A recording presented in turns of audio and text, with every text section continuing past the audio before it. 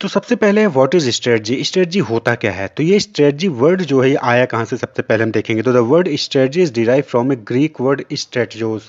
तो स्ट्रेटजोस एक Greek word है, वहां से स्ट्रेटजी वर्ड जो है डिराइव किया गया है। तो स्ट्रेटजोस का मतलब क्या होता है? तो स्ट्रेटजोस का मतलब होता है generalship, art of the generals, यानी कि कैसे मिलिट्री में जो हायर रैंक के होते हैं वो कैसे अपनी मिलिट्री फोर्सेस का यूज करते हैं वॉर को विन करने के लिए, तो जनरलशिप कहलाता है। The word strategy means the art of the general to fight in a war. War में जीतने के लिए हम कैसे जनरल का यूज करते हैं, जनरलशिप का यूज करते हैं, उसी को हम क्या कहते हैं? स्ट्रेटजी कहते हैं। The word strategy has entered in the field of management from the military services where it refers to apply the forces against an enemy to win a war. तो वर्ड स्ट्रेटजी का मतलब कहाँ क्या होता है कि मिलिट्री सर्विसेज में कैसे हम एनिमी से जीतने के लिए वॉर में मिलिट्री फोर्सेस का यूज़ करते हैं, उसी को स्ट्रेटजी कहते हैं। और ये जो स्ट्रेटजी वर्ड है मैनेजमेंट में कहाँ से आया है? मिलिट्री सर्विसेज से ही आया है। तो मिलिट्री सर्विसेज में क्या होता है? The art of planning and directing overall military operation and movement in a war और बैटल, यानी कि किसी वॉर में किसी बैटल में कैसे आप अपने मिलिट्री ऑपरेशन को मूवमेंट्स को प्लान करते हो, डायरेक्ट करते हो, उसी को हम क्या कहते हैं? जनरलशिप कहते हैं या फिर स्ट्रेटजी कहलाता है। Strategy includes the determination and evaluation of alternative path to an already established mission or objective and eventually choice of the alternative to be adopted। तो स्ट्रेटजी में क्या होता है कि हम अल्टरनेटिव पाथ ढूंढते हैं, यानी कि टेक्निक ढूंढते हैं कि कैसे हम जो ऑलरेडी इस्टेब्लिश हमारे पास मिशन है, ऑब्जेक्टिव है, उसको कैसे हम विन कर सकेंगे। वॉर अचानक से आया, अब आपको पता है कि वॉर को जीतना है, तो आप अलग अलग अल्टरनेटिव पाथ्स को डिटरमाइन करते हो, उसको इवेल्युएट करते हो कि कौन से टेक्निक से हम जो है इस वॉर को जीत सकते हैं, और फाइनली जो है उस टेक्निक को चूज करना, अडॉप्ट करना उस अल्टरनेटिव मेथड को, वही चीज क्या कहलाती है? स्ट्रेटजी। तो स्ट्रेटजी मतलब क्या हो गया? अगर जनरली बात करें तो स्ट्रेटजी मतलब टेक्निक, कि आपको गोल को अचीव करना है, आपको जो है मार्केट में मैनेजमेंट की टर्म्स की बात में करें तो आपको मार्केट में अचीव करना है, हाई प्राइस लेना है, कंपटीटर से विन करना है, तो आपको क्या करना है? टेक्निक्स, आपको आइडियाज जो है, क्रिएटिव आइडियाज जो है वो जनरेट करने पड़ेंगे। तो ये जो स्ट्रेटजी है ये आया कहाँ से है? मिलिट्री सर्विसेज है मैनेजमेंट में। तो मैनेजमेंट में स्ट्रेटजीज कैसे, एग्जाम्पल के तौर पर आप समझ सकते हैं कि डिस्ट्रीब्यूशन स्ट्रेटजी, यानी कि जो कंपनी है उसको कैसे डिस्ट्रीब्यूट करना है अपने प्रोडक्ट को,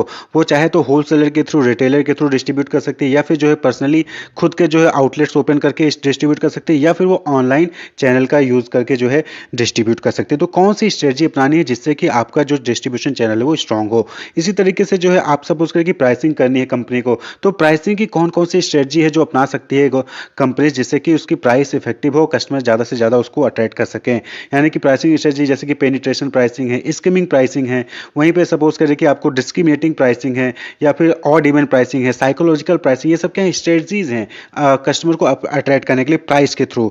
ऑड इवन साइकोलॉजिकल प्राइसिंग होती है, 99 रुपीज़ वाली प्राइसिंग स्ट्रेटजी है। तो अलग अलग स्ट्रेटजी है, डिस्ट्रीब्यूशन स्ट्रेटजी हो गया, प्राइसिंग स्ट्रेटजी हो गया, डिफरेंशिएशन स्ट्रेटजी, यानी कि आपको अपने कंपटीटर से अपने आप को कैसे डिफरेंशिएट कर सकते हैं, उसके लिए स्ट्रेटजी आप डेवलप कर रहे हैं कि आपने अपने प्रोडक्ट की क्वालिटी में चेंज किया, आपने कलर चेंज कर दिया, आपने पैकेजिंग चेंज कर दी, या फिर आपने कोई और स्ट्रेटजी अपना ली। तो बहुत सारे टेक्निक्स है, बहुत सारे अल्टरनेटिव कोर्स ऑफ एक्शन है, जिसके थ्रू जो है आप अपने ऑब्जेक्टिव को, जो कि आपका मेन ऑब्जेक्टिव होता है प्रॉफिट मैक्सिमाइजेशन, वेल्थ मैक्सिमाइजेशन, उसको अचीव कर सकते हैं स्ट्रेटजी को डेवलप करके। तो स्ट्रेटजिक मैनेजमेंट का मतलब ये हो कि आपको एक ऐसी स्ट्रेटजी डेवलप करनी है, ऐसे different strategies, alternative course of action develop करना है कि जिससे आपका जो मिशन है, ऑब्जेक्टिव है, उसको आप अचीव कर सको। कि आइगर एंसॉफ ये एक रशियन अमेरिकन अप्लाइड मैथमेटिशियन और बिजनेस मैनेजर थे, आइगर एंसॉफ। इन्हीं को हम क्या कहते हैं? फादर ऑफ स्ट्रेटजिक मैनेजमेंट कहे जाते हैं। तो आइगर एंसॉफ आपको याद होना चाहिए कि रशियन अमेरिकन अप्लाइड मैथमेटिशियन और बिजनेस मैनेजर थे, जिनको स्ट्रेटजिक मैनेजमेंट के फादर कहा जाता है। नेक्स्ट हम देखेंगे कि स्ट्रेटजी की डिफिनेशंस क्या है। तो in 1960s Chandler defines strategy. तो चैंडलर है, उन्होंने स्ट्रेटजी को डिफाइन किया था कैसे? The determination of basic long term goals and objective of an enterprise and the adoption of the course of action and the allocation of resources necessary for carrying out these goal. तो strategy का मतलब क्या हो गया? Strategy का मतलब होगा कि determination of basic long term goal, यानी बेसिक लॉन्ग टर्म गोल्स को, ऑब्जेक्टिव को किसी भी इंटरप्राइज के, उसको डिटरमाइन करना, और फिर डिफरेंट कोर्स ऑफ एक्शन, यानी कि उस गोल को, उस ऑब्जेक्टिव को कैसे अचीव करना है, उसके लिए जो है कोर्स ऑफ एक्शन तैयार करना, और उस कोर्स ऑफ एक्शन के लिए जो रिसोर्सेज हैं आपको उसको एलोकेट करना, ताकि आपका जो गोल है उसको अचीव कर सकें। यही चीज क्या कहलाती है? स्ट्रेटजी कहलाती है। तो सिंपल सा क्या हो गया कि लॉन्ग टर्म गोल्स को डिटरमाइन करो, ऑब्जेक्टिव को डिटरमाइन करो, उसके बाद फिर अल्टरनेटिव पाथ, अल्टरनेटिव टेक्निक्स यानी स्ट्रेटजी को जो है बनाओ और एलोकेशन ऑफ रिसोर्सेज करिए आपका जो है गोल को अचीव करने के लिए। वही चीज स्ट्रेटजी कहलाती है।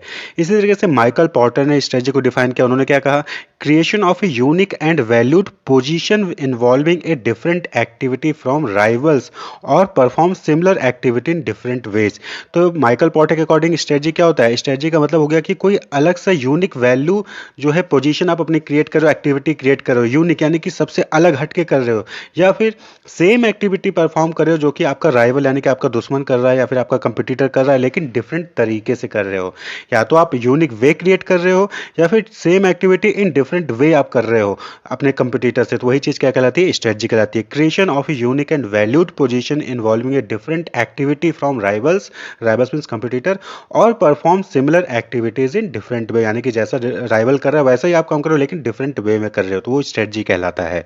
Strategy defines your long term goals and how you are planning to achieve them. तो स्ट्रेटजी क्या है? हम जल्दी बात करें तो स्ट्रेटजी क्या है?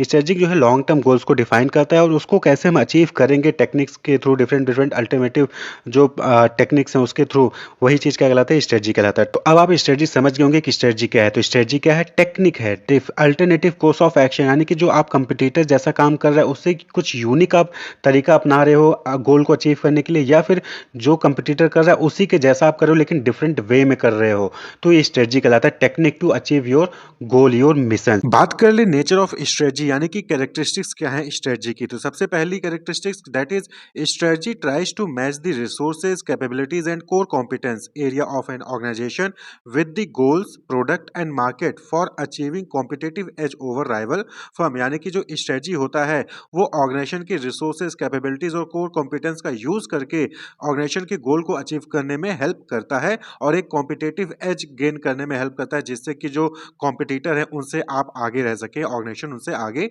रह सके। वहीं पर जो दूसरी कैरेक्टरिस्टिक है नेचर है कि स्ट्रेटजी क्या है? लॉन्ग टर्म होता है, यानी कि स्ट्रेटजी अगले 5 से 10 साल को देखकर बनाया जाता है। तो strategy lies on foresightedness with a long range view which visualize an organization after 5 to 10 years for combating situations which have not arisen before in the past। तो स्ट्रेटजी जो बनाई जाती है वो जो है फ्यूचर को देखकर बनाई जाती है कि फ्यूचर में हमें क्या अचीव करना है, क्या हमारा मिशन है, गोल है, उसको अचीव करना है, उसके लिए जो है हम स्ट्रेटजी बनाते हैं। उसके लिए जो है स्ट्रेटजी आपको हेल्प करती है आपके फ्यूचर गोल को अचीव करने के लिए। और साथ ही साथ फ्यूचर में अगर कोई वहाँ पर प्रॉब्लम अराइज होने वाली है तो उससे डील करने के लिए भी स्ट्रेटजी जो है आपको वहाँ पर हेल्प करती है। क्लियर। नेक्स्ट है strategy utilize the strength and weakness which are internal to the company to deal with the opportunities and threats in external environment. तो जैसा कि हमने पहले भी डिस्कस किया कि स्ट्रेटजी क्या है? वो जो ऑर्गेनाइजेशन की स्ट्रेंथ और वीकनेस होती है उसका यूज करके जो एक्सटर्नल एनवायरनमेंट में अपॉर्चुनिटीज और थ्रेट्स हैं उनको जो है गेन करने में, अपॉर्चुनिटी को गेन करने में और थ्रेट से डील करने में हेल्प करता है। Strategy is crafted by the top level manager और by the executive at the highest level. तो स्ट्रेटजी कौन बनाता है? जो टॉप लेवल के मैनेजर्स होते हैं, सीईओ हो गए, एमडी हो गए, या फिर जो टॉप एग्जीक्यूटिव्स होते हैं जो कि हाईएस्ट लेवल पे बैठे हैं, वो लोग स्ट्रेटजी को फॉर्मुलेट करते हैं। क्लियर। वहीं पर नेक्स्ट है strategies influenced by values, expectations, attitude, philosophy and moral principle of the people. तो जो लोग बनाने वाले हैं यानी कि जो टॉप लेवल मैनेजर्स हैं, हाईएस्ट लेवल पे एग्जीक्यूटिव्स हैं, उनकी क्या वैल्यूज हैं, ऑर्गेनाइजेशन की क्या वैल्यूज हैं, क्या एक्सपेक्टेशंस है, क्या एटीट्यूड है बनाने वालों का, जो मैनेजर्स हैं उनकी फिलॉसफी क्या है, उनका मोरल प्रिंसिपल क्या है, उस पे जो है डिपेंड करती है। यानी कि स्ट्रेटजी अलग अलग ऑर्गेनाइजेशन की अलग अलग हो सकती है। प्राइसिंग स्ट्रेटजी आप देखिए तो कुछ लोग जो है पेनिट्रेशन प्राइसिंग स्ट्रेटजी अपनाते हैं, तो कुछ लोग जो है वहाँ पर स्कीमिंग प्राइसिंग स्ट्रेटजी अपनाते हैं, तो कुछ लोग डिस्ट्रीब्यूशन स्ट्रेटजी में डायरेक्ट जो है सेल करते हैं कस्टमर को, कुछ लोग जो है होलसेल और रिटेलर के जरिए मार्केट में सेल करते हैं। तो अलग अलग स्ट्रेटजी होती है और ये जो है इन्फ्लुएंस होती है वैल्यूज, एक्सपेक्टेशन, एटीट्यूड, फिलॉसफी से जो है अफेक्ट होती है। वहीं पर strategies are proactive as well as reactive. Strategy जो है वो प्रोएक्टिव होते हैं और रिएक्टिव भी होते हैं। कैसे प्रोएक्टिव? किस सेंस में कि जो कंपनी का फ्यूचर गोल है उसको अचीव करने के लिए जो है ये स्ट्रेटजी बनाई जाती है। तो स्ट्रेटजी क्या है? फ्यूचर की चीजों को अचीव करने के लिए आपको हेल्प करती है। वहीं पर रिएक्टिव कैसे हो गया? कि जो भी अनएंटिसिपेटेड या फिर अनएक्सपेक्टेड मार्केट कंडीशंस हैं, अचानक से जो है टैक्स रेट बढ़ गया, या फिर अचानक से जो है कंपटीशन बढ़ गया, या फिर अचानक से कोई प्रॉब्लम आ जाती है, तो उससे डील करने में भी स्ट्रेटजी जो है वो हेल्प करती है। तो स्ट्रेटजी प्रोएक्टिव भी है यानी कि पहले से ही आप तैयार रहते हो, और वहीं पर रिएक्टिव है यानी कि कोई सिचुएशन आ गया तो उसको डील करने में भी जो है आपको ये हेल्प करती है। तो strategies are proactive as well as reactive. तो ओवरऑल अगर बात करें नेचर की तो क्या हो गया? तो स्ट्रेटजी जो हेल्प करती है कि किस तरीके से ऑर्गेनाइजेशन जो है वो एक्सटर्नल एनवायरनमेंट में कॉम्पीट कर सके, अपने कॉम्पिटिटर से कम्पीट कर सके, एक्सटर्नल एनवायरनमेंट में जो अपॉर्चुनिटीज़ है उनको ग्रैब कर सके, जो थ्रेट्स हैं उनको डील कर सके। टॉप लेवल मैनेजर द्वारा जो है स्ट्रेटजी बनाई जाती है। स्ट्रेटजी जो है वैल्यू, एक्सपेक्टेशन, एटीट्यूड, फिलॉसफी, इन सबसे जो है जो वहाँ पर अफेक्ट होता है स्ट्रेटजी की स्ट्रेटजी कैसी होगी, इन सब पे डिपेंड करता है। स्ट्रेटजी जो है फ्यूचर को देखकर बनाया जाता है और स्ट्रेटजी प्रोएक्टिव और रिएक्टिव दोनों ही होती है। तो ये इंपॉर्टेंट नेचर हो गए स्ट्रेटजी के। नेक्स्ट टॉपिक है लेवल्स ऑफ स्ट्रेटजी। तो स्ट्रेटजी के कौन कौन से लेवल हैं, कितने लेवल हैं? तो नॉर्मली स्ट्रेटजी के 3 लेवल होते हैं। कॉर्पोरेट लेवल स्ट्रेटजी, दूसरा है बिजनेस या फिर कॉम्पिटिटिव लेवल स्ट्रेटजी और तीसरा है ऑपरेशनल लेवल स्ट्रेटजी। तो ये 3 लेवल पे स्ट्रेटजी जो है फॉर्मुलेशन किया जाता है, इंप्लीमेंटेशन किया जाता है। तो कॉर्पोरेट लेवल स्ट्रेटजी देखिए, कॉर्पोरेट का मतलब क्या होता है कि लार्ज बिजनेस, लार्ज ग्रुप, यानी कि बहुत सारे ऐसे बिजनेस आप देखे होंगे जिनके कि कई सारे अल्टरनेटिव बिजनेस जो है कई सारे बिजनेस लाइंस में वो काम कर रहे होते हैं। जैसे कि सैमसंग का एग्जांपल ले लिए, तो सैमसंग जो है कैमरा भी बना रही है, सैमसंग लैपटॉप भी बना रही है, सैमसंग मोबाइल भी बना रही है, सैमसंग जो है रेफ्रिजरेटर्स भी बना रही है। तो अलग अलग बिजनेस लाइंस है उसके। तो जब जो सैमसंग कंपनी ओवरऑल बिजनेस को, यानी कि सारे बिजनेस लाइंस को लेकर इकट्ठा करके उस पर डिसीजंस लेती है, उस पर स्ट्रेटजी बनाती है कि कौन से बिजनेस में ज़्यादा इन्वेस्ट करना है, कौन से बिजनेस लाइन में कम इन्वेस्ट करना है। तो ये सबसे रिलेटेड जो ओवरऑल कंपनी जो है सैमसंग को लेकर बनाती है, स्ट्रेटजी बनाती है, उसको हम क्या कहते हैं? कॉर्पोरेट लेवल स्ट्रेटजी कहते हैं।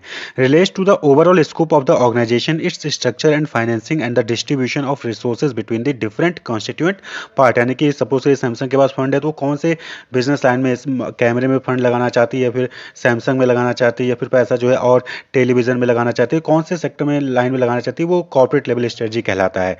वहीं पे बिजनेस लेवल यानी क्या हो गया कि सपोज कि कैमरा एक बिजनेस है सैमसंग का, तो कैमरा जो बिजनेस लाइन है, स्ट्रेटजिक बिजनेस यूनिट भी कहते हैं अलग अलग बिजनेस को।